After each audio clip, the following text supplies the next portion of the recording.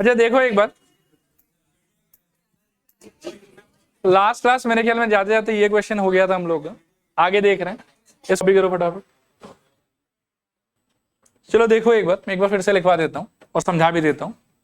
Algorithm में आपको जीओआर बोल रहा है कि 1 यूनिट की तरह रहना चाहिए। अगर आप जीओआर को छोड़ के यहाँ पर काउंटिंग करोगे तो ओवरऑल नंबर ऑफ लेटर्स कितना आपके पास में बताओ? मेरे ख्याल में 9 है। 9 लेटर को अरेंज करने का, सिंस इसमें कोई भी रेपिटेशन या टोटल तरीका 9 फैक्टोरियल, ठीक है।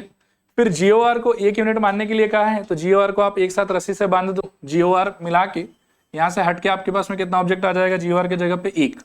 तो 1 2 3 फिर 4 5 6 7, तो इसके लिए आ जाएगा 7 factorial.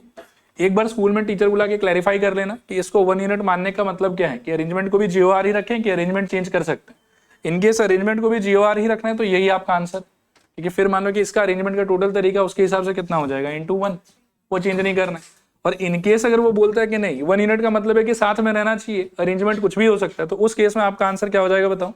7 factorial, 3 factorial, 9 factorial. 9 factorial total arrangement और 7 फैक्टोरियल जीओआर को 1 यूनिट मान के जो भी ऑब्जेक्ट्स आ रहा है उसका अरेंजमेंट, और जीओआर में जी ओ और आर का इंटरनल अरेंजमेंट के लिए आपको लगाना होगा 3 फैक्टोरियल। स्कूल में पूछ लेना कि इसको मानना है कि इसको मानना है, ठीक है ना? क्लियर मेरे ख्याल में? देखो इसको देखो पहले फर्स्ट क्वेश्चन को एड्रेस करने का ट्राई कर रहे हैं। एक बार 2 को मैं काट दे रहा हूं यहां से।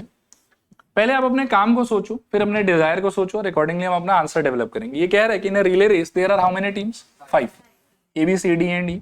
और आपका काम क्या है? आपका काम है कि what is the probability that A B and C finishes first second and third respectively. मतलब बेसिकली मेरे को ये समझ में आ रहा है कि first position, second position, third position ऐसा कुछ है। मेरे पास में इन तीनों पोजीशन को फिलअप करने के लिए कितना ऑप्शन अवेलेबल है बताओ? 5 ऑप्शन अवेलेबल है। तो टोटल तरीका ये 3 पोजीशन फिल करने का कितना हो जाएगा? मेरे ख्याल में फंडामेंटल प्रिंसिपल ऑफ काउंटिंग अगर मैं याद करूं तो इसको भरने का टोटल तरीका 5, इसको भरने का तरीका 4, इसको भरने का तरीका 3। आया बात समझ? और सिंस सारा पोजीशन फिलअप करना मैंडेटरी है मेरे लिए, इसलिए क्या हो जाएगा बताओ? मल्टीप्लिकेशन। और ये हो गया टोटल तरीका of filling first position, second position and third position by the help of these 5 persons या 5 पार्टिसिपेंट्स, ठीक है। तो नीचे आ जाएगा मेरे ख्याल में फर्स्ट क्वेश्चन के लिए 5 × 4 × 3। अभी अगर ऊपर का बात करूं ना मैं कि फेवरेबल सिचुएशन क्या होगा, तो क्वेश्चन कह रहा है कि ए को ही आपको फर्स्ट करवाना है, बी को आपको सेकंड करवाना है और सी को आपको क्या करवाना है? थर्ड करवाना है। सही कह रहा हूं मेरे ख्याल? समझ में आ रहा है? अभी ए को फर्स्ट करवाने का कितना तरीका होगा आपके पास में? एक ही तरीका होगा। बी को सेकंड करवाने का कितना तरीका होगा? एक। और सी को थर्ड करवाने का कितना तरीका होगा? एक। और सिंस सारा पोजीशन फिल करना मैंडेटरी है तो ऐड करोगे कि मल्टीप्लाई करोगे? मल्टीप्लाई। तो ऊपर क्या आ जाएगा आपके पास में? 1 × 1 × 1। तो आपका आंसर हो जाएगा मेरे ख्याल में 1/60। एक बार सोच लो अच्छे से कि आया समझ कि नहीं आया समझ। अब आप इसके सेकंड पार्ट को देखिए एक बार। यहां से मैं फर्स्ट काट देता हूं, सोचना अच्छे से, काफी इंटरेस्टिंग है सेकंड वाला भी।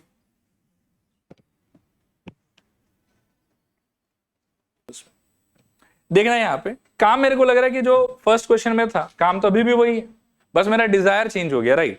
तो काम अगर वही है तो फर्स्ट सेकंड थर्ड पोजीशन पे आदमी लोग को भरने का टोटल तरीका कितना होगा? अभी भी 5 × 4 × 3, this is not going to change. लेकिन जो आपका डिजायर है ना, वो डिजायर चेंज हो गया। अभी डिजायर पिछले बार क्या था कि आप एग्जैक्टली चाहते थे कि ए को गोल्ड ही मिले, बी को सिल्वर ही मिले और सी को ब्रॉन्ज ही मिले। इस बार आप चाहते हैं कि ए बी सी में से कोई एक आदमी गोल्ड ले ले, कोई एक आदमी सिल्वर ले ले और कोई एक आदमी ब्रॉन्ज ले ले। ऐसा हो सकता है कि ए को गोल्ड, बी को सिल्वर, सी को ब्रॉन्ज। ऐसा भी हो सकता है कि सी को गोल्ड, बी को सिल्वर, ए को ब्रॉन्ज। ऐसा भी हो सकता है कि बी को ब्रॉन्ज, ए को सिल्वर, सी को गोल्ड, कुछ भी हो सकता है। लेकिन गोल्ड, ब्रॉन्ज और सिल्वर तीनों मिला के यही आदमी फिलअप होना चाहिए। तो जब मेरा फेवरेबल सिचुएशन में काउंट करूंगा ना, तो उस टाइम पर मेरे पास में फिर से फिलअप करने के लिए पोजीशन रहेगा 3, फर्स्ट सेकंड थर्ड। फर्स्ट वाले पे इन तीनों में से किसी को भी भर सकता हूं। लास्ट टाइम इट वाज कि फर्स्ट वाले पे मेरे को ए को ही भरना है, सेकंड वाले पे मेरे को बी को ही भरना है और थर्ड वाले पे मेरे को सी को ही भरना है। इसीलिए नंबर ऑफ फेवरेबल वेज 1 1 1 ही हो रहा था। इस बार लेकिन क्या है कि गोल्ड के पोजीशन पर आप एबीसी में से किसी को भी भर सकते हो। एक आदमी को जब गोल्ड दे दिया तो 2 आदमी बचा और पोजीशन बचा सिल्वर और ब्रॉन्ज का। फिर जब एक आदमी को सिल्वर दे दिया तो थर्ड के लिए एक ही बचा आपके पास में। तो जो फेवरेबल इवेंट्स का काउंटिंग होगा आपका वो क्या हो जाएगा सोचो? मेरे ख्याल में 3 × 2 × 1 ऐसा होना चाहिए। फिर काट पिटा के यू कैन सी कि 3 कट जाएगा, 2 का 1 और 2 और ऑल टुगेदर ये हो जाएगा 1/10। This should be your answer. ठीक है, देखो अगला क्वेश्चन देखो, 14 के बाद है 15, बहुत इजी है, पहले खुद से सोचो फिर बात करते हैं।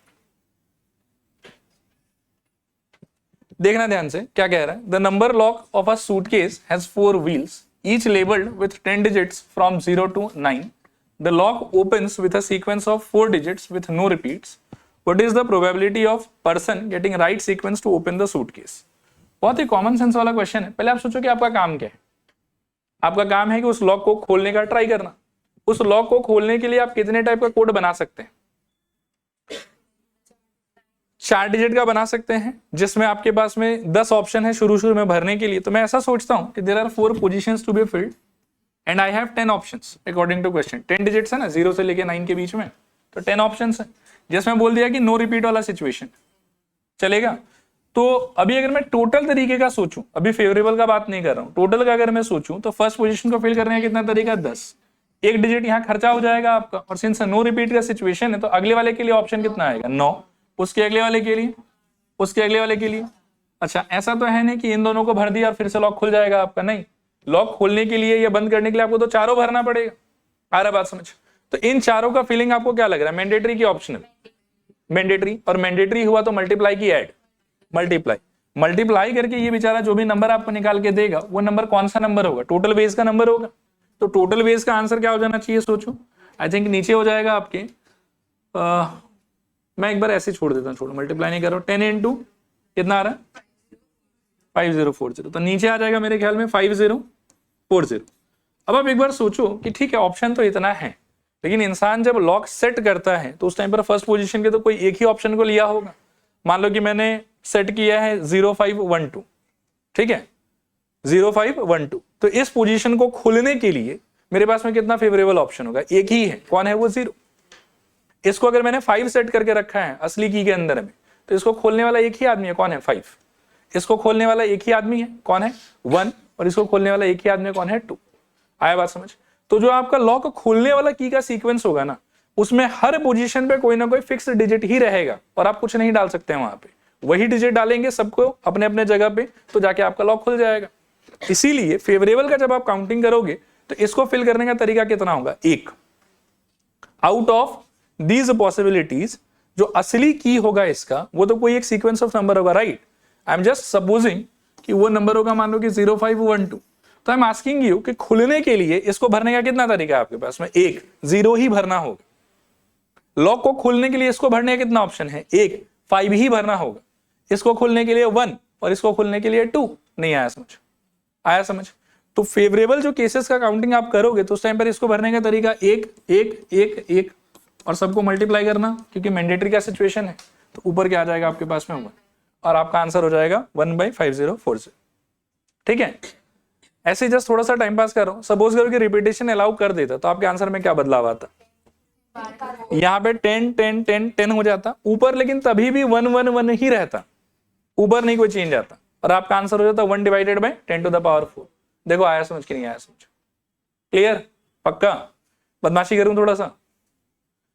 यही सिचुएशन है सपोज करूं, और आपको अगर बोले कि ऐसा कितना आप कोड बना सकते हैं ताकि लॉक ना खुले, ये तो खुलने का हो गया, ना खुले। 1 minus this 5039 divided by 5040। 1 minus this 1, ये खुलने का है, नहीं खुलने का क्या है? कॉम्प्लीमेंट्री इवेंट, तो 1 माइनस ये वाला। तो इन सब टाइप का ट्विस्ट हो सकता है। क्लियर मेरे ख्याल में? चलते हैं अगले क्वेश्चन पे, या शायद इसका खत्म हो गया। अच्छा नहीं, लास्ट क्वेश्चन इसका देखो।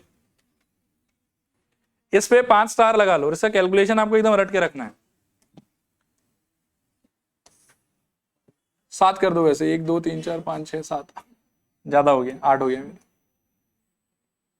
7 पढ़ो अच्छे से, सोचो।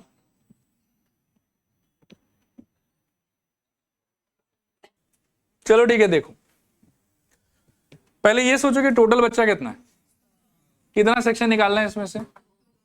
मान लो कि ये सेक्शन ए है जिसमें 40 बच्चा जाएगा, और ये बी है, ठीक है, जिसमें 60 बच्चा जाएगा। If you and your friend are among the 100 students, what is the probability that you both enter the same section? पहले सोचते हैं कि सेम सेक्शन में कैसे आप जा सकते हो। मान लो कि ये 100 बच्चा है, यहां से 2 सेक्शन काटना है मेरे को, section A, section B. Section A में मैं मान के चलता हूं कि मेरे को 60 बच्चा वाला सेक्शन है ये, ठीक है ना, 60 था कि 40 था पहले, चलो ठीक है, तो ये 40 बच्चा वाला सेक्शन है और बी जो है वो 60 बच्चा वाला सेक्शन। तो पहले मैं कोशिश करता हूं ये पता करने का कि अगर आप लोग दोनों ए में जा रहे हैं तो क्या प्रोबेबिलिटी आएगा। फिर मैं कोशिश करता हूं ये जानने का कि अगर आप लोग बी में जा रहे हैं तो क्या प्रोबेबिलिटी आएगा। आपका ए में जाना या बी में जाना ये ऑप्शनल सिचुएशन है कि मैंडेटरी है? ऑप्शनल है। आप दोनों ए में जाएंगे तो भी ठीक है, दोनों सेम सेक्शन में हो, दोनों बी में जाते हो तो भी ठीक है, दोनों सेम सेक्शन में हो। तो इन लोग दोनों का जो भी आंसर आएगा उसका फाइनली हम क्या करेंगे, सम। यहां तक बात समझ में आता है। अब आप सोचो कि ए जो है वो सेक्शन कितने बच्चों से बना हुआ है, 40। तो सेक्शन ए को क्रिएट करने के लिए जो टोटल नंबर ऑफ तरीका हो सकता है वो क्या हो सकता है? तो मुझे लगता है कि वो हो सकता है 100 C 40। सेक्शन ए को कंस्टिट्यूट करने के लिए I need 40 students and in what ever number of ways I can select 40 students out of 100 students. उतने अलग अलग तरीके से मैं सेक्शन ए क्रिएट कर सकता हूं। तो सेक्शन ए क्रिएट करने का टोटल नंबर ऑफ वेज जो हुआ वो हो गया 100 से 40। ये टोटल वेज है सेक्शन ए क्रिएट करने का। चलेगा नहीं चलेगा? चलेगा। आपका डिजायर, आपका ड्रीम क्या है कि आप दोनों सेम सेक्शन में जाना चाहते हैं। तो मान लो कि आप दोनों सेम सेक्शन में चले गए। अब टोटल स्टूडेंट्स में से ऑप्शन कितना बचा? नहीं, ऑप्शन बचा कितना? आप लोग दोनों तो गए ए में, तो 100 में से 2 स्टूडेंट चला गया ए में, तो 100 में से ऑप्शन बचा हुआ है 98। सेक्शन ए का अटेंडेंस शीट को फिल करने के लिए 40 बच्चा चाहिए था, 2 दे दिया मैंने, और कितना बचा? 38। तो अब मेरा टास्क क्या है, कंसीडरिंग कि आप लोग दोनों ए में चले गए, तो 98 C 38। देखो ये कितना पल्ले पड़ा, सोचो एक बार। हाँ ट्राई करते हैं। देखो सेक्शन ए बनाने के लिए आपको कितने स्टूडेंट का सिलेक्शन करना था आउट ऑफ 100? 40। तो इसको टोटल तरीका without any bias, without any desire, without any dream आप कितने तरीके से कर सकते हो? 100 से 40। अब आपका डिजायर, आपका ड्रीम है कि भाई हम लोग दोनों सेम सेम सेक्शन में जाएंगे। तो मान लो कि आप लोग दोनों सेक्शन ए में चले गए, तो अब जो टोटल अवेलेबल स्टूडेंट्स था मेरे पास में 100, उसमें से तो 2 बच्चा कम हो गया मेरे पास में, कि 2 तो चला गया सेक्शन ए में। अब अवेलेबल बच्चा कितना है आपको और आपके फ्रेंड को छोड़ के? 98। और सेक्शन ए का अटेंडेंस शीट को कंप्लीट करने के लिए मुझे 40 बच्चा चाहिए, 2 का नाम तो लिखा गया उसमें, और कितना बच्चा का नाम लिखना है तो सेक्शन ए कंप्लीट हो जाएगा। 38 स्टूडेंट्स। वो 38 का सिलेक्शन मैं कहां से करूंगा? आप लोग दोनों को छोड़ के जो बचा हुआ 98 स्टूडेंट है उसमें से। आया बात समझ? तो this is the probability of you and your friend going to section A. नहीं आया समझ? नहीं, वो नहीं होगा। अभी मैं बी पे आऊंगा अलग से। मल्टीप्लाई कुछ नहीं होगा, यही है जो है। ठीक है यहां तक? अच्छा, ये यदि सच्ची में समझ में आया, हैव फेथ इन योरसेल्फ, थोड़ा कोशिश करो, मुझे सेक्शन बी का थोड़ा बताओ। सेक्शन बी कंस्टिट्यूट करने का टोटल तरीका 100 C 60। आराम से ना, हड़बड़ाना नहीं है, सोचो कि 100 C 60 का मतलब क्या है। 100 C 60 का मतलब है कि आउट ऑफ 100 स्टूडेंट कितने अलग अलग तरीके से you can make a selection of 60 students, और जितने अलग अलग तरीके से आप 60 स्टूडेंट्स का सिलेक्शन कर पाओगे उतने अलग अलग तरीके से आप सेक्शन भी बना पाओगे without any biasness, without any dream और डिजायर और एनीथिंग। आया बात समझ? Now you have a particular desire, आपका एक सपना है कि आप लोग दोनों सेक्शन बी में जाना चाहते हैं, सपोज करो। तो आप दोनों यदि सेक्शन बी में जाना चाहते हो, मान लो कि आपका नाम लिख दिया सेक्शन बी में, तो अभी टोटल स्टूडेंट में से कितना बच्चा कम हो गया? नहीं, मतलब 2 कम हो गया। अभी भी और अवेलेबल कितना है? 98। वो दोनों कहां गया? सेक्शन बी में गया। सेक्शन बी में टोटल अटेंडेंस चाहिए कितना का था? 60 का। 2 अगर चला गया तो और कितना बच्चा चाहिए? 58। वो कहां से मिलेगा? 98 में से मिलेगा। तो क्या हो जाएगा ऊपर बताओ? 98 C 58। देखो क्लियर है कि नहीं क्लियर? थोड़ा पूरा। आप लोग दोनों का सेक्शन ए जाना, ये सेक्शन बी जाना, मैंडेटरी की ऑप्शनल? ऑप्शनल। तो ओवरऑल जो क्वेश्चन नंबर 1 में मेरे को पूछ रखा है उसका आंसर इन दोनों का क्या होना चाहिए? सम। आया बात समझ? लिखो रिक्वायर्ड प्रोबेबिलिटी। इसको चाहो तो कहीं एज अ नोट साइड में लिख लो इस चीज को, फिर मैं आगे लिखा देता हूं। अच्छा लिखो now required probability. Required probability ये नंबर 1 के लिए कर रहे हैं। Required probability of both the friends, required probability of both the friends going to same section, required probability of both the friends going to same section is equals to 98C, पहले मैं 38 लिख देता हूं, 38 upon 100C40 plus 98C58 upon 100C क्या होना चाहिए 60। अब एक बार बोर्ड पर देखो एक चीज, एक मैजिक दिखाता हूं आपको। आपको याद होगा कि NCR was equals to what? NCN minus R। आया बात समझ? एक तरीके से ध्यान से आप सोचोगे ना तो यू विल फाइंड कि ये नंबर और ये नंबर का जो आंसर है वो सेम होना चाहिए। 100C 60 को, इसको तो नहीं छेड़ूंगा मैं क्योंकि ये छोटा है वो बड़ा है, इसको यदि मैं छेड़ता हूं तो इसको क्या लिख सकता हूं बताओ, 100C 100 माइनस 60 जो कि चेंज होकर क्या हो जाएगा 100C 40। आया बात समझ? तो अगले स्टेप में I will make it 98C 38 upon 100C 40 और plus 98C 58 upon again 100C 40, same. और सबसे मैजिकल इसके अगले स्टेप में 17/33, इसमें मैं 10 स्टार लगा देता हूं, आपको याद रखना है ये। अगर आप देखो एग्जाम में बैठ के इसका कैलकुलेशन करने लग गए ना तो आपका हालत बहुत खराब हो जाएगा, ठीक है। तो ये क्वेश्चन अगर इनकेस आता है तो यही वाले डेटा के साथ में आएगा, आप ये आंसर एकदम से याद रखने का ट्राई करना कि इसको सॉल्व करके ये आता है। अच्छा डन, इसका फर्स्ट पार्ट हो गया हम लोग का। सेकेंड पार्ट को थोड़ा सा देखो, you both enter different section. इसको मैनुअली करेंगे तो बहुत लंबा पड़ेगा, लेकिन आप ध्यान से फर्स्ट वाला और सेकंड वाला अगर पढ़ोगे ना तो you will have a feeling first वाला और सेकंड वाला एक दूसरे का कॉम्प्लीमेंट है। सेम सेक्शन जाना और अलग अलग सेक्शन जाना क्या हो जाएगा कॉम्प्लीमेंट। तो अगर इतना मेहनत से पहले वाले का आंसर निकाला ही है तो सेकंड वाले का आंसर 1 से माइनस करके आ जाएगा। लिखो सेकंड वाले के लिए रिक्वायर्ड प्रोबेबिलिटी, सेकंड पार्ट के लिए required probability is equals to 1 minus 17/33 और सॉल्व करके कितना आ रहा है 16/33। क्लियर मेरे ख्याल में? तो यहां पर आके आपका ये कौन सा नंबर एक्सरसाइज था, थर्ड शायद, थर्ड के पहले का एग्जांपल्स खत्म। अच्छा ठीक है, चलो एक बार मेरी तरफ देखो फिर से। 17 पॉइंट कितना था, 17 था कि 7 था? 17 ही था ना। अच्छा नहीं 12 था। 12.3 के पहले का एग्जांपल्स खत्म, 12.4 पे चल रहे हैं और उसके पहले थोड़ा सा थ्योरी है, इसको थोड़ा समझने का ट्राई करो।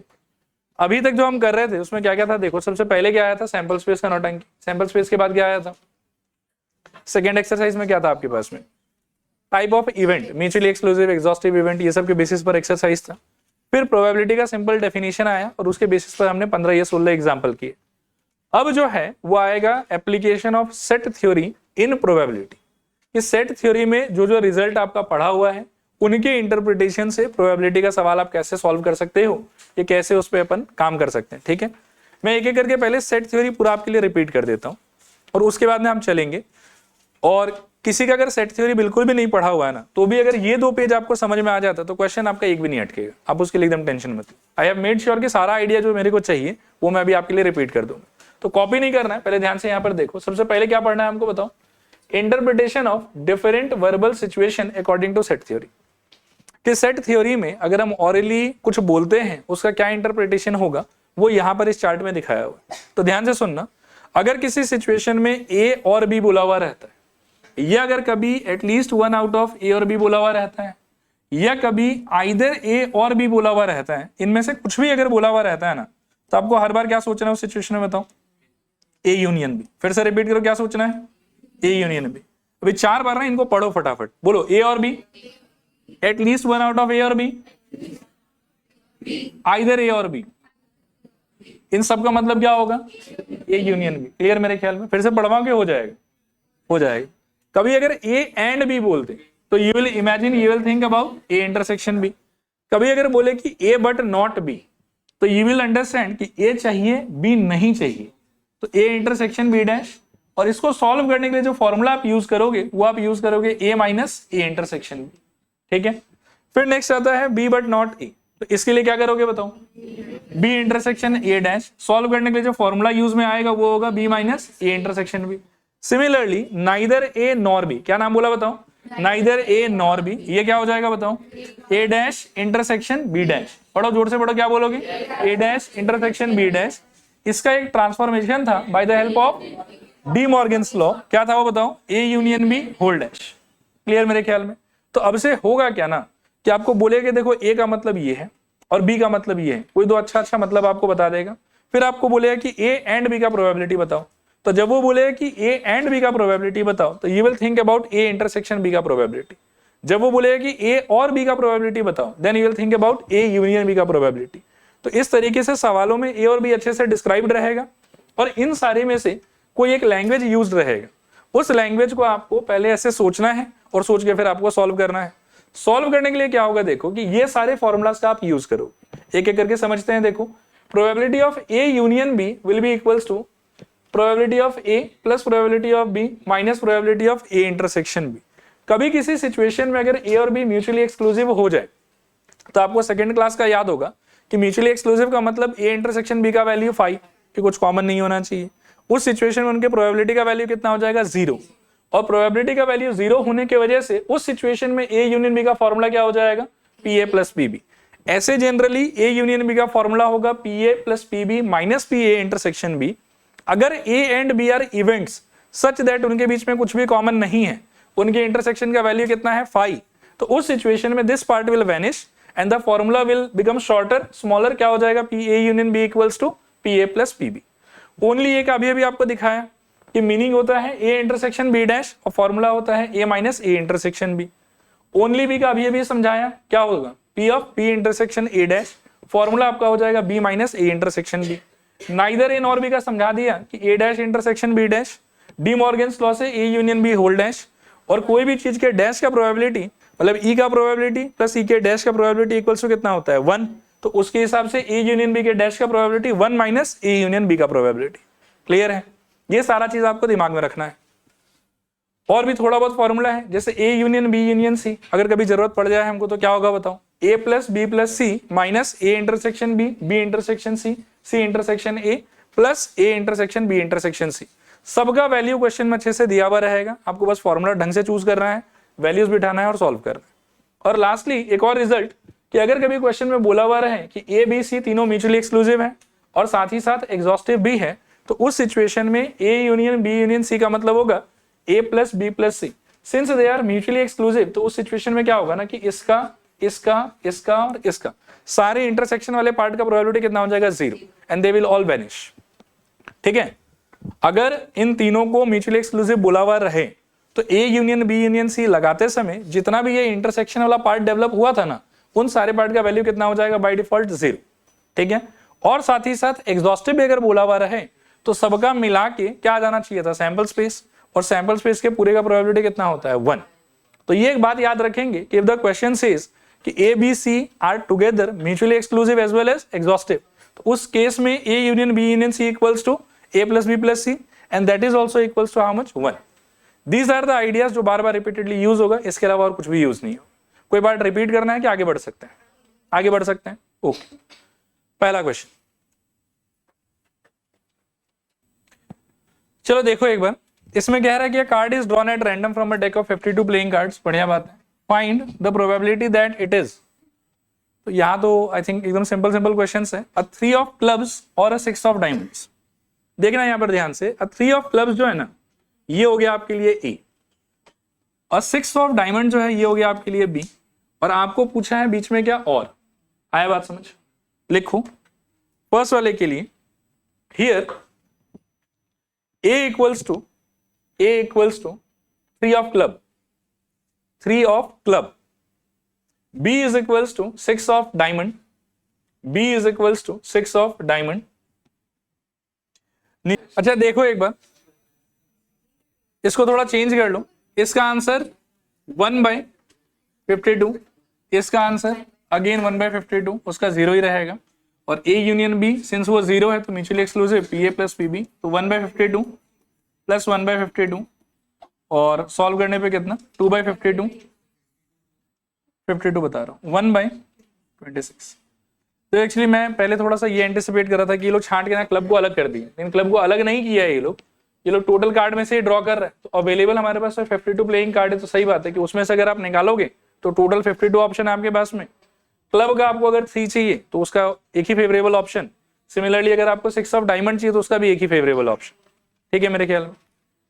सेकेंड पार्ट देखो,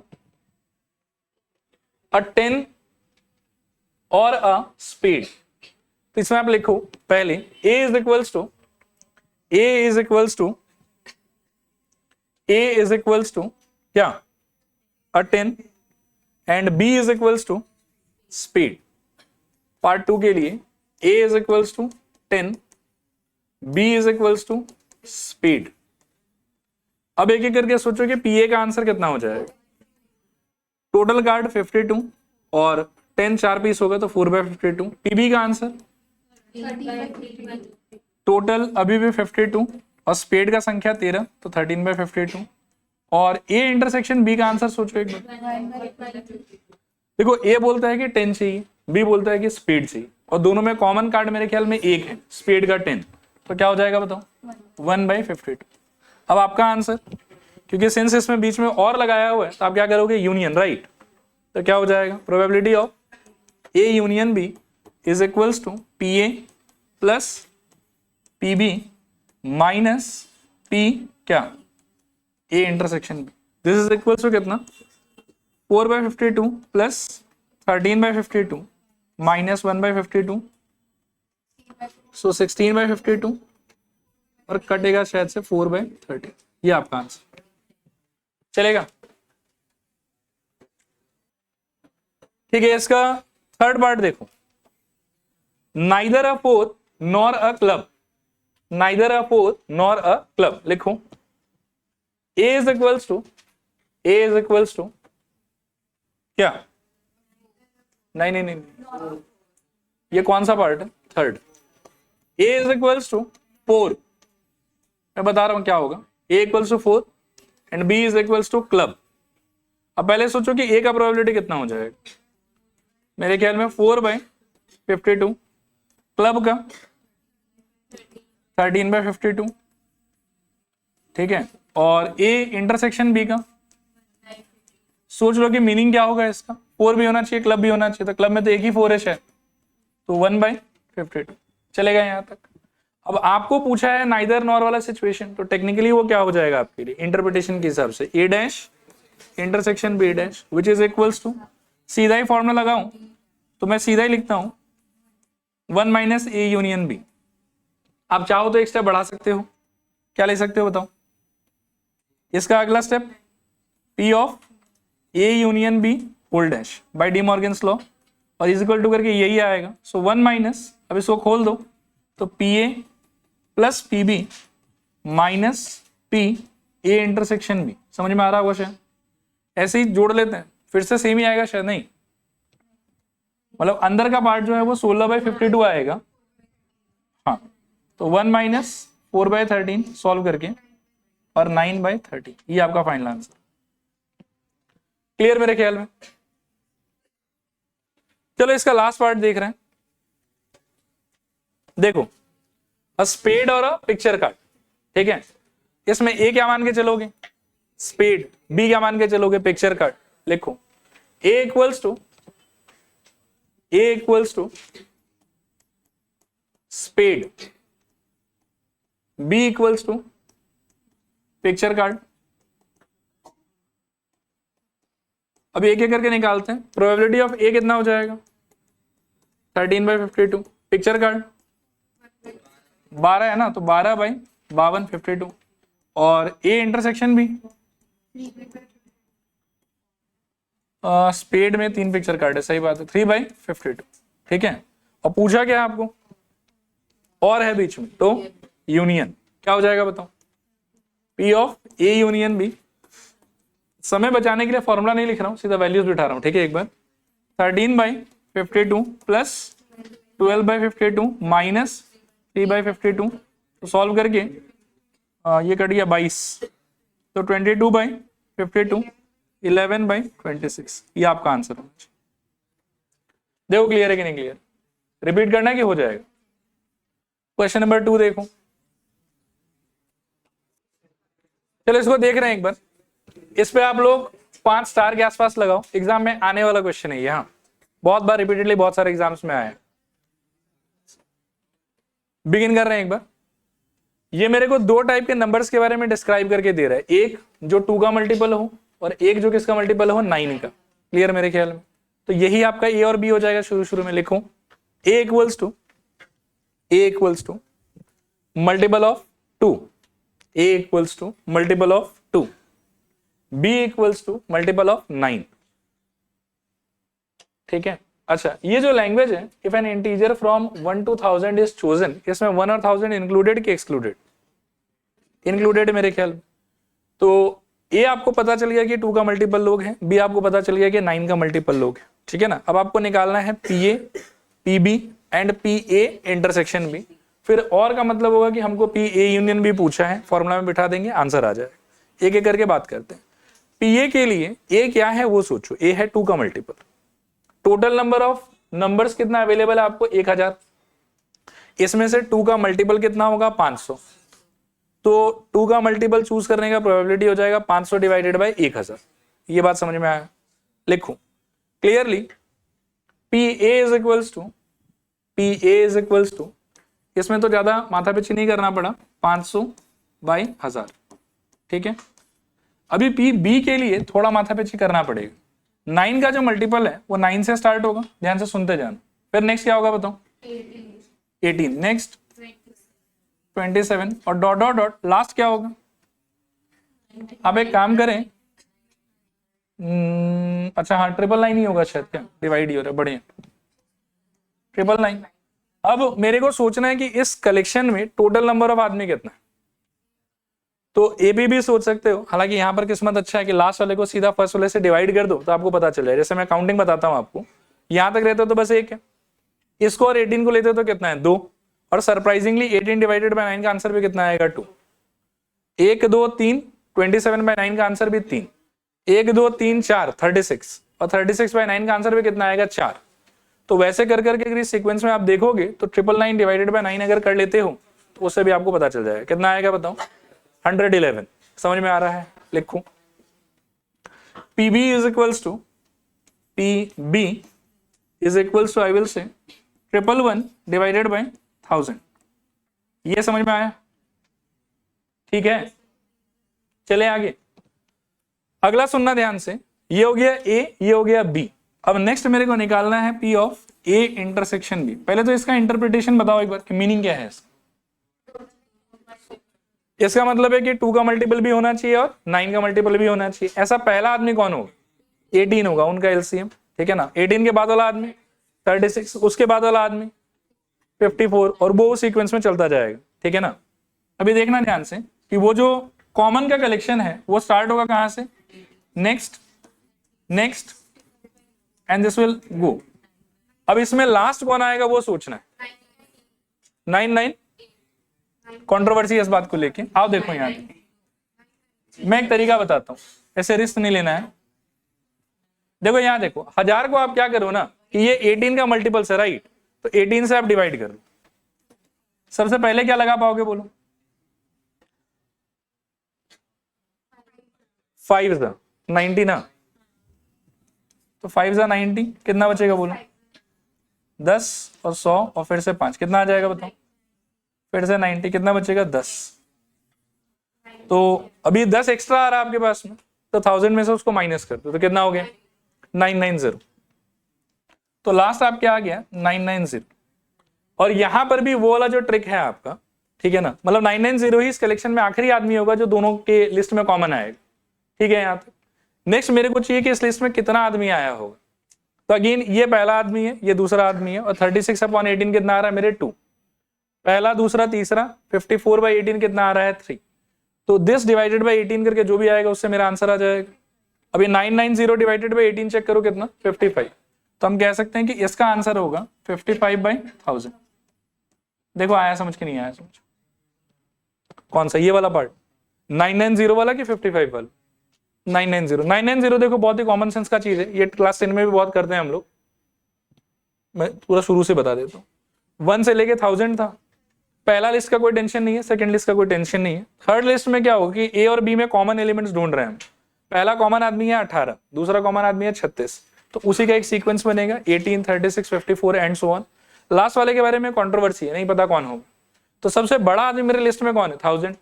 उसको आप 18 जिसका आप मल्टीपल्स एक्चुअली ले रहे हो उससे डिवाइड करके देख लो, ठीक है। तो आपका जो रिमाइंडर है वो कितना है?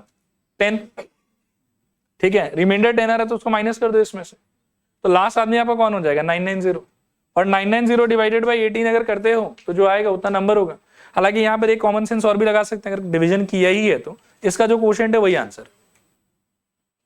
सोच के देखो, आ रहा बात समझ? इसमें जो क्वोशिएंट आया ना आपका 55, वही आपका नंबर ऑफ एलिमेंट्स होगा इन दिस लिस्ट, ठीक है। क्योंकि यहां तक मल्टीपल्स एग्जिस्ट कर रहा है, उसके आगे थोड़ा सा एक्स्ट्रा है लेकिन वो कंप्लीट नहीं हो पा रहा। तो कैसे भी आप सोचो 55 मिल जाएगा आप, और 55 का मतलब है कि ए के लिस्ट और बी के लिस्ट में टोटल 55 आदमी कॉमन होगा, इसीलिए ए इंटरसेक्शन बी का प्रोबेबिलिटी कितना हो गया? 55 डिवाइडेड बाय 1000। अब आपको क्या पूछा है बताओ? ए यूनियन बी, और के हिसाब से तो क्या हो जाएगा बताओ? मैं फिर से फॉर्मूला एक बार अवॉइड कर रहा हूं, बस आंसर्स लिख रहा हूं। तो 500, अच्छा एक काम और करते हैं ना, थोड़ा और शॉर्टकट मारने के लिए, नीचे तो सबका 1000 ही है, ऊपर का बोलो 500 प्लस 111 माइनस 55। आप लेकिन एग्जाम में तोड़ तोड़ के लिखना, ऐसे एकदम शॉर्टकट मन मार देना। कितना? 56 अपॉन 1000, ये आपका आंसर, ठीक है। उतना देख लेंगे। अगला देखो 3 नंबर लिखना। इसके अंदर में हमको पहले बोल रहा है कि probability of event A occurring is इतना एंड बी ऑकरिंग इज इतना। तो पी ए का आंसर ये है, पी बी का आंसर ये है, इस बात को लिखो। P A is equals to 0.5, P A is equals to 0.5 and P B is equals to कितना? P B is equals to 0.3। I hope समझ में आ रहा होगा। चलो आगे। फिर इस लाइन का क्या मतलब है कि if A and B are mutually exclusive, तो इंटरसेक्शन का वैल्यू 0, मतलब प्रोबेबिलिटी ऑफ इंटरसेक्शन का वैल्यू 0। ये समझ में आया?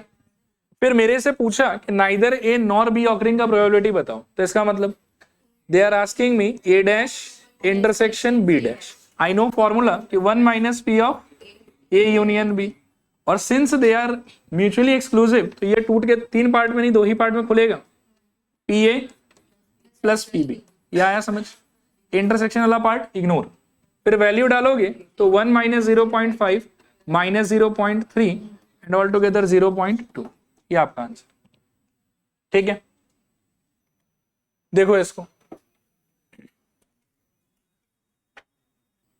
यहां देखो एक बार, इंटरप्रिटेशन ध्यान से एकदम सही से ही करना है मेरे को। ये कुछ दिया हुआ है, हाँ पहले इसका सोचते हैं। नॉट ई का मतलब ई डैश, ये सही है।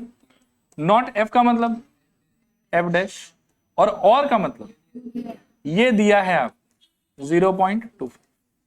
रुकिएगा, ध्यान से सुनिएगा मैं क्या कह रहा हूं, ये ठीक है। अभी डी मॉर्गन बाबा को याद कीजिएगा, तो इंटरसेक्शन करने से डैश कॉमन आ जाएगा, ये समझ में आ रहा है। This is equals to how much? 0.25। ये क्लियर है? पक्का? डैश के लिए आई नो कि P of E bar is equals to 1 minus P E, तो उस हिसाब से ये क्या हो जाएगा बताओ? 1 minus P of E intersection F is equals to 0.25। Solve करने पे ये उधर वो इधर, और माइनस करने पे 0.75। यहां से मुझे पता चला कि ई इंटरसेक्शन एफ का आंसर कितना है? 0.75। लेकिन म्यूचुअली एक्सक्लूसिव आप कौन से सिचुएशन में कहते हैं? जब 0 होता है आंसर। लेकिन इसका आंसर तो 0 नहीं आया ना, क्या आ रहा है? 0.75। तो म्यूचुअली एक्सक्लूसिव बोलना चाहिए कि नहीं बोलना चाहिए? नहीं बोलना चाहिए। नीचे लिखो hence they are not mutually exclusive, they are not mutually exclusive. देखो अगला क्वेश्चन देखो, फिर 5 नंबर।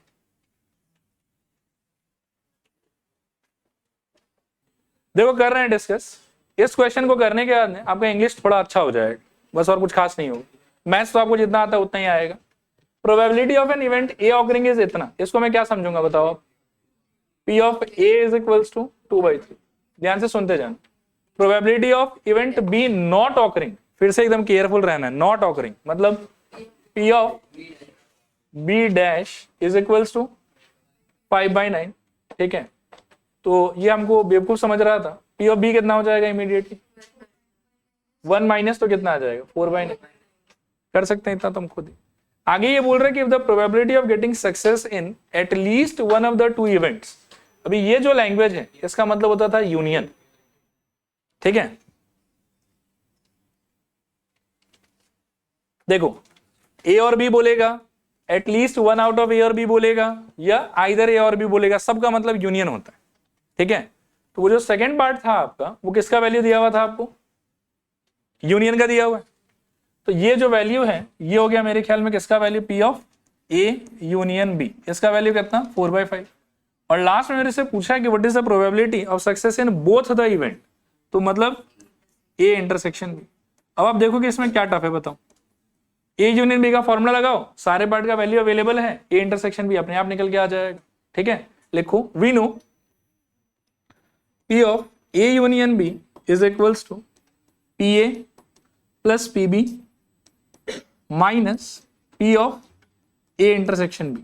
वैल्यूज को डालोगे तो ए यूनियन बी का आंसर मेरे ख्याल में 4/5, this is equals to P A का आंसर 2/3, पी बी का आंसर मेरे ख्याल में 4/9, ठीक है।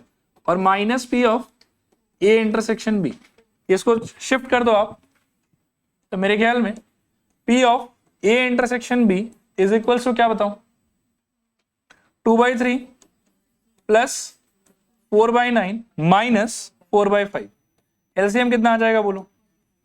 45। ऊपर क्या होगा? 15 × 2 30 प्लस 20 माइनस 36, तो ये कितना हो जाएगा? 50 माइनस 36 14/45। ये आपका आंसर।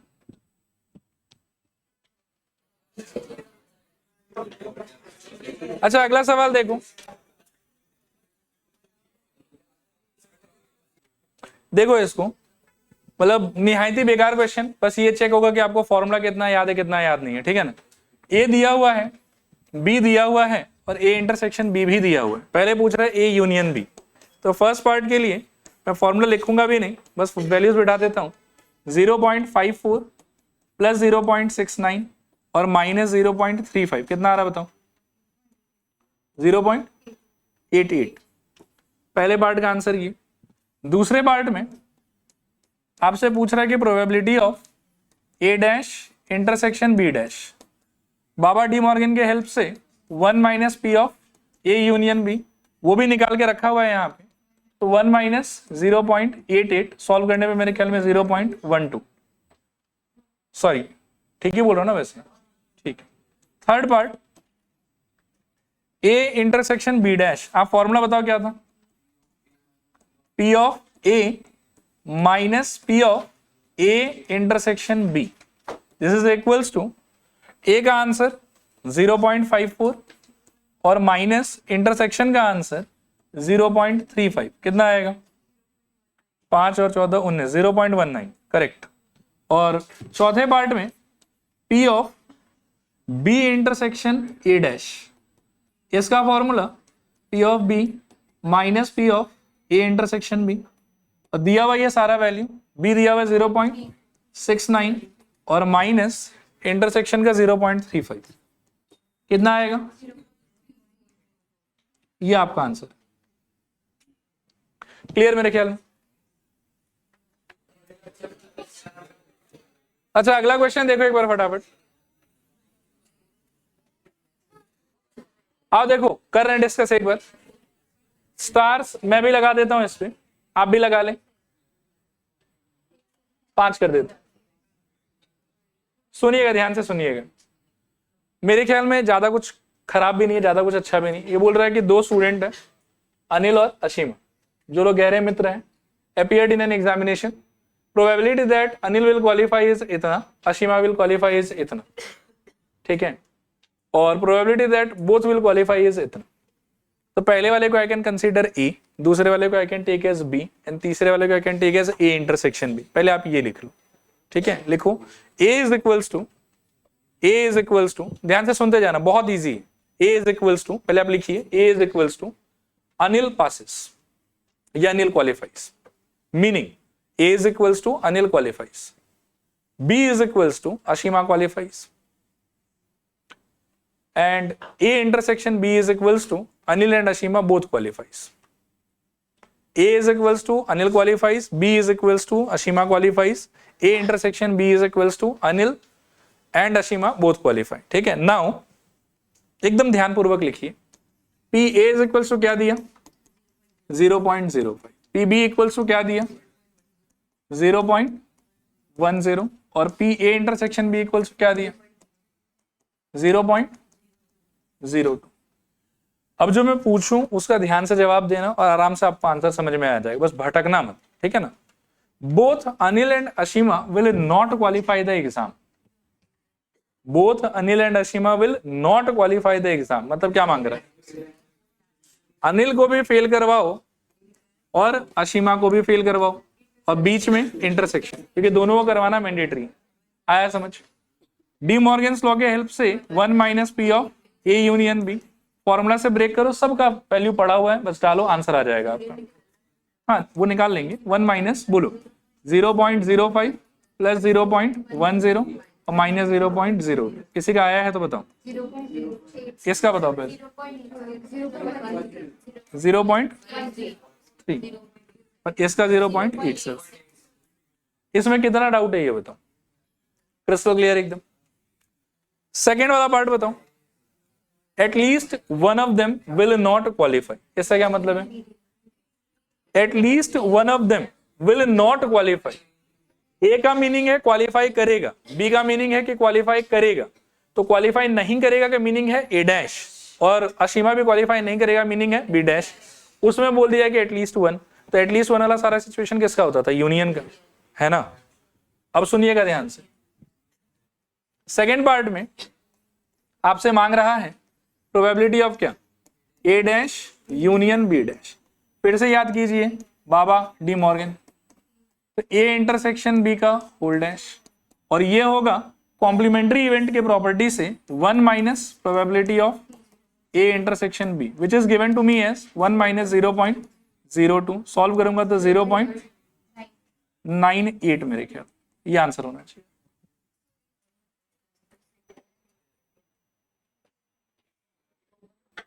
सुनो मेरे ख्याल में first part clear, second part भी क्लियर. एक बार और ऐसे डिस्कस कर लेते हैं. फर्स्ट पार्ट में लैंग्वेज के हिसाब से क्या सोचोगे बताओ, A dash intersection B dash. Second part में A dash union B dash, और अकॉर्डिंगली फॉर्मूला से खोल लिया.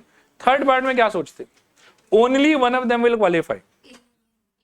अच्छा ओनली के साथ में बोला है कि किसको क्वालिफाई कराना है, कि वो छोड़ दिया हम पे, वो छोड़ दिया है हम पे कि किसको कराना है, ठीक है, लेकिन किसी एक को ही कराना है. अब मैं आता हूं इसमें. थर्ड का जो आंसर है वो बहुत ही अनोखा है. अब देखिए ध्यान से, थर्ड के हिसाब से कि एक को क्वालिफाई करना है, किसी भी एक को. इसका मतलब ये होगा P of A intersection B dash plus P of B intersection A dash, ये होगा आपका आंसर. ठीक है, क्लियर. थोड़ा मैं आपको कंफ्यूज करता हूं, ठीक है, मन तो नहीं है लेकिन कर देता हूं. How is this different from A union B. Third वाले में why am not applying A union. इसमें हमको ये नहीं बोला कि at least one of them should पास.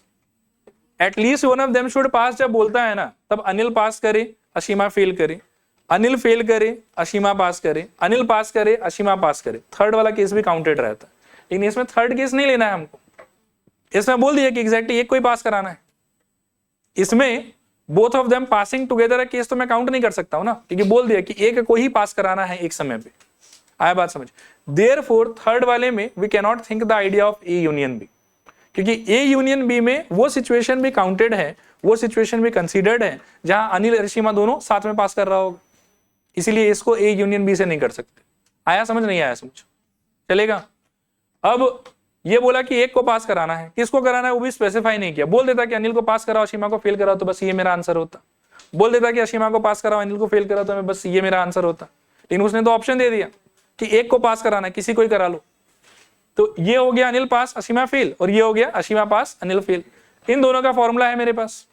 इसके लिए A minus A intersection B, और इसके लिए B minus A intersection B. लगा दो, वैल्यू अवेलेबल है, डालो, आंसर आ जाएगा. प्लस क्योंकि किसी भी एक को कर सकते हैं ना, only one of them will pass. अभी कौन पास वो नहीं पता मेरे को, अनिल भी हो सकता है और अशीमा भी हो सकता है, इसीलिए प्लस लिया। ठीक है मेरे ख्याल में। अच्छा खोलूंगा तो क्या आएगा बताऊं, P A minus P of A intersection B, और यहां पर P B minus P of A intersection B. Value डालोगे तो क्या होगा 0.05 02 और प्लस माइनस 0.0 ऑल टुगेदर 3 और मिला के 1। डन मेरे ख्याल में सबका। इसको ट्राई करो फटाफट। अच्छा आगे चल रहे हैं यहां से, फिर देखो इसको देखो। अच्छा देखो एक बार, ये कह रहा है कि ना class of 60 students 30 opted for NCC, 32 opted for NSS and 24 opted for both NCC and NSS. पहले तो इसी का कुछ बना लेते हैं, लिखो A equals to NCC, B equals to NSS, therefore PA is equals to क्या होगा बताओ, 30 है एनसीसी का सपोर्टर और टोटल है 60, तो 30 divided by 60, P of A is equals to 30 divided by 60। आपको ये सारा गलत है, काट दो। 30 डिवाइडेड बाय 60, मैं बता रहा हूं एक एक करके। P of A is equals to 30 by 60, P of B is equals to I think कितना था 32 बाय 60, और इंटरसेक्शन देखो कितने इंटेलिजेंट हो आप लोग, 24 बाय 60। अब एक एक करके बात करते हैं। देखो the students opted for NCC और एनएसएस, और का क्या सोचोगे, A union B, very simple. Number 1 में P of you need A union B, okay. अब फॉर्मूला वगैरह इग्नोर करता हूं, सबके नीचे 60 ही है तो ये बात भी इग्नोर कर दो। 30 प्लस 32 माइनस 24, तो मेरे ख्याल में 6, 38 बाई 60। ठीक है, छोड़ दो ऐसे, काटो भी मत। सेकेंड वाला the students who opted for neither NCC nor NSS, ये मैं चाहता हूं कि आप लोग बताओ क्या होना चाहिए, A dash intersection B dash. आ रहा है समझ, आ जाओ। सेकेंड पार्ट में P of A dash intersection B dash, De Morgan's formula से 1 minus P of A union B, उसका आंसर आ रखा है तो 1 माइनस 38 बाई 60 क्या आ जाएगा बोलो, 22 बटा 60, 22 बाई 60। क्लियर मेरे ख्याल में। तीसरा देखो the student has opted for NSS but not NCC, NSS B था आपका, हाँ, तो ये बोला है आपको कि B intersection A dash, B लेना है ए नहीं लेना है। आया समझ, बी लेना है और ए नहीं लेना है, तो यही होगा। लिखो थर्ड पार्ट के लिए P of B intersection A dash, this is equals to P of B minus P of क्या, A intersection B, this is equals to P of B कितना 32 बाई 60 माइनस 24 बाई 60, तो 6 और 2 8, 8 by 60। ये answer है। आप एक बार मैं फिर पूछूंगा, थर्ड पार्ट का इंटरप्रिटेशन आप देखो क्लियर है कि नहीं क्लियर। एनएसएस लेना है यानी कि बी लेना है, और एनसीसी नहीं लेना है यानी कि ए नहीं लेना है, दोनों मिला के B intersection A dash. Further formula है हमारे पास में, सॉल्व कर लेंगे, आंसर आ जाएगा। रिपीट करूंगे, हो जाएगा। हो गया सारा, टफ क्वेश्चन खत्म। एकदम हलवा क्वेश्चन सब है, पढ़ो एक बार। Find the probability of at most 2 tails और at least 2 heads in a toss of 3 coins. ये सब एकदम बच्चों वाला काम है। लिखो पहले, लिखो A equals to at most 2 tails, at most 2 tails, और B is equals to at least 2 heads. ठीक है, आपके सहायता हेतु मैं एक बार वो 3 कॉइन वाला लिख देता हूं, H H H H H T H T H T H H H T T T H T और फिर T T H और फिर T T T। अब इसको देखो, सोचो और सवाल का आनंद लो। अगर मैं अगर मैं एट मोस्ट 2 टेल पे फोकस करूं तो ज्यादा से ज्यादा 2 टेल होना चाहिए, ठीक है, ज्यादा से ज्यादा 2, तो ज्यादा और उससे नीचे वाला ले सकते हैं। 0 tail 1, 1 tail 2, 3, 4, 5, 6, 7, because at most 2 tail तक लेना था। तो लिखो PA इज इक्वल्स टू 7/8 चलेगा।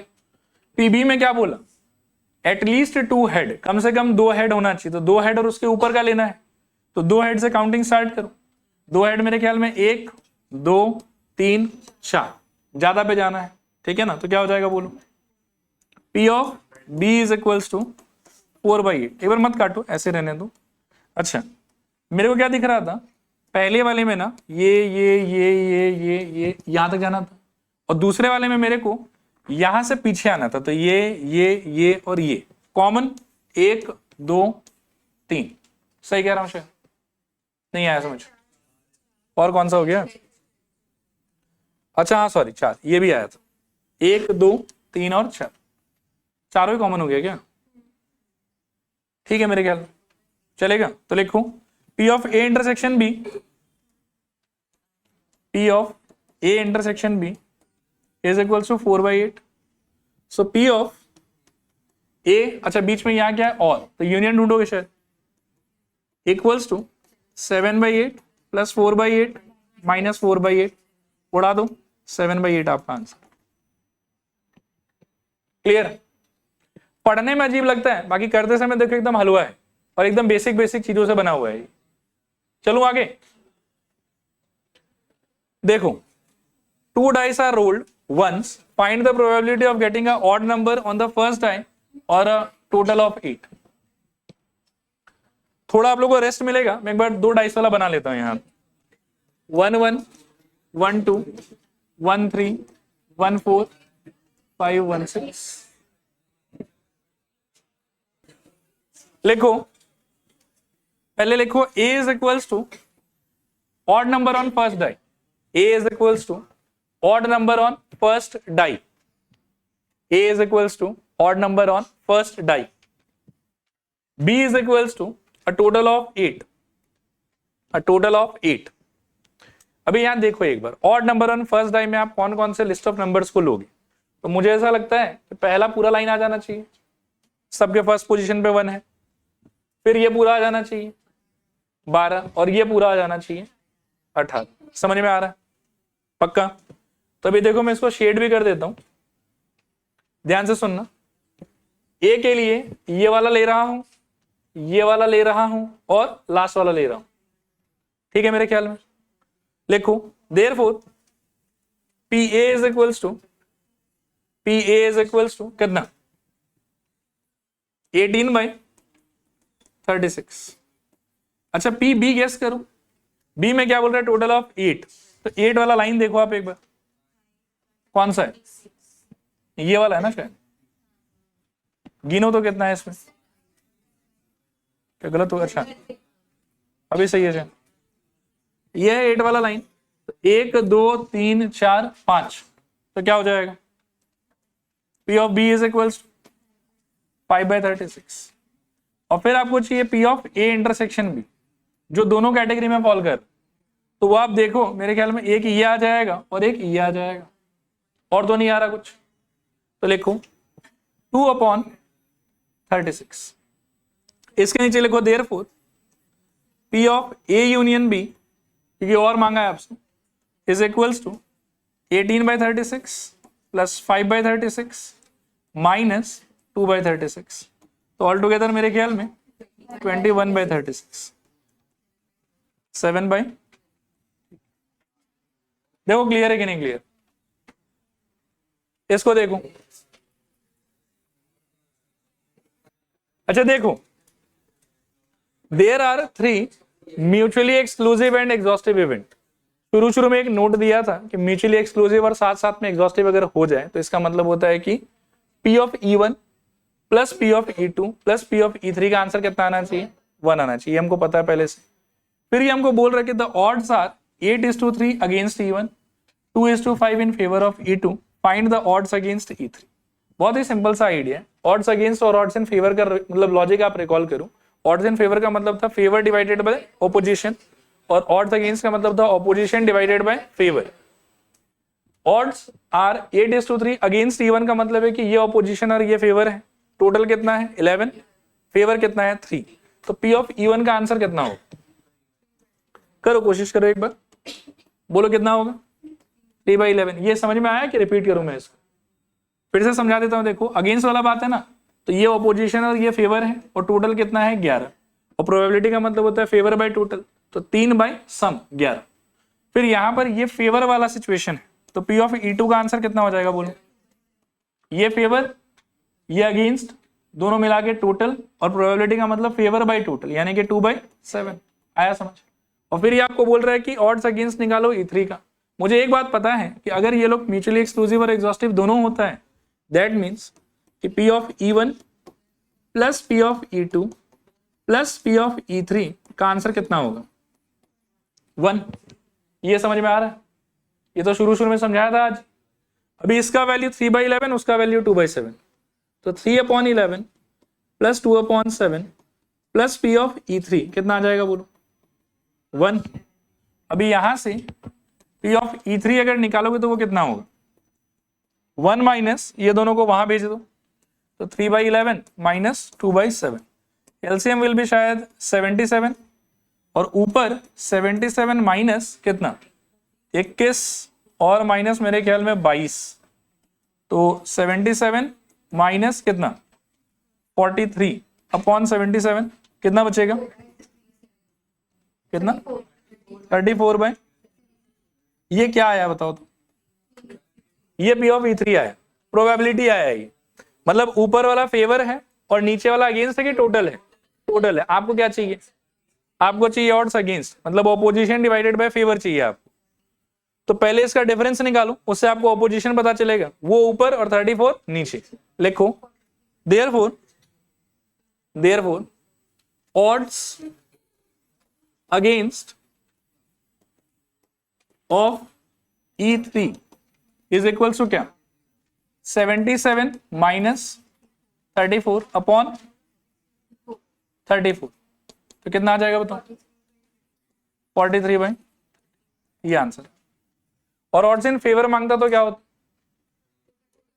34/43। देखो इसमें क्या टफ था, सोचो। देखो अगला क्वेश्चन देखो, पढ़ो आराम से। अच्छा देखो कर रहे हैं डिस्कस।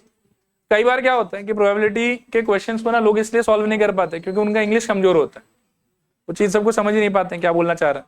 देखो यहाँ पे in a race probabilities of A and B winning the race are 1/3 and 1/6। इसका क्या इंटरप्रिटेशन होगा?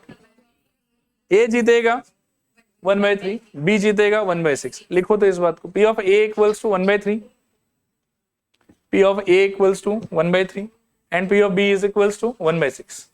ये जो लाइन है कि find the probability of neither of them winning the race, मतलब P of A dash intersection B dash, ये पूछा है हमसे। ठीक है, थोड़ी देर में बताएंगे उसको कि इसका आंसर क्या होगा। और साथ में एक बात बोला है कि given that the race will not end in dead heat. Dead heat का मतलब होता है ड्रॉ। ये एक मतलब टर्म है, एक लिटरेचर है जो रेस वगैरह में यूज होता है कि कोई भी जो रेस है वो ड्रॉ अगर नहीं होना है तो उसको बोलेंगे कि it will not end in a dead heat. ठीक है, क्लियर मेरे ख्याल में? अच्छा ये लाइन का मेरे लिए मैथमेटिकल इंटरप्रिटेशन क्या होगा? Intersection 0, correct. मेरे लिए तो भाई यदि ड्रॉ नहीं हो सकता तो दोनों आदमी साथ में नहीं जीत सकता, ये 0 हो जाएगा मेरे लिए।